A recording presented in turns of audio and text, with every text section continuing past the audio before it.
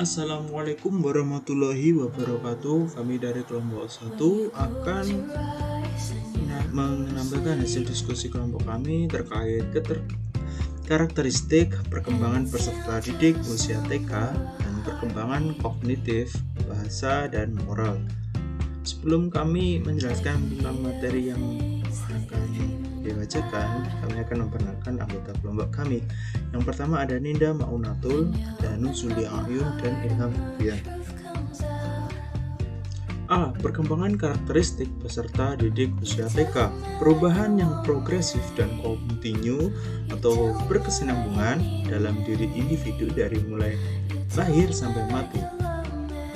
Menurut Pieterse dan Snowman, di taman kanak-kanak atau TK ataupun sederajat seperti anak usia dini, kegiatan pembelajaran dilakukan melalui permainan dan bermain.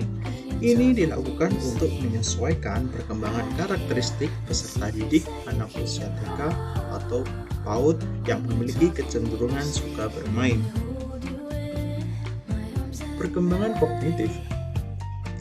Usia persekolah memberikan contoh luar biasa bagaimana anak-anak memainkan peran aktif dalam pengembangan kognitif mereka sendiri dalam upaya memahami, menjelaskan, mengorganisasikan, memanipulasi, membangun, dan memprediksi.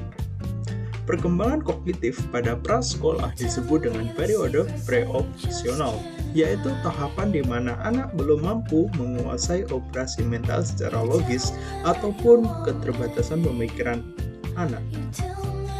Dengan demikian, anak mampu berpikir kreatif, bebas, dan imajinatif anak meningkat. Anak-anak mampu berfantasi atau berimajinasi tentang berbagai hal.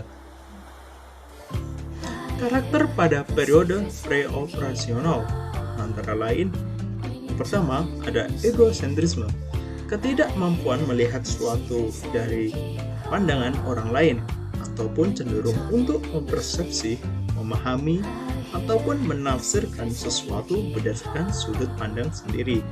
Yang kedua ada kaku dalam berpikir. Berpikir cenderung memusat, yaitu kecenderungan berpikir atas dasar satu dimensi, baik objek ataupun peristiwa, namun tidak menolak dimensi-dimensi yang lain. Yang ketiga ada semi-logical reasoning. Anak-anak mencoba menjelaskan peristiwa yang dialami dengan tingkah laku. Setelah melewati masa pra-operasional, anak memasuki fase operasional. Piaget menggunakan istilah operasional untuk mengacu pada kemampuan reversible, bahwa anak-anak belum berkembang, membuat pemikiran magis berdasarkan kemampuan dan persepsi indera mereka sendiri dan mudah disesatkan.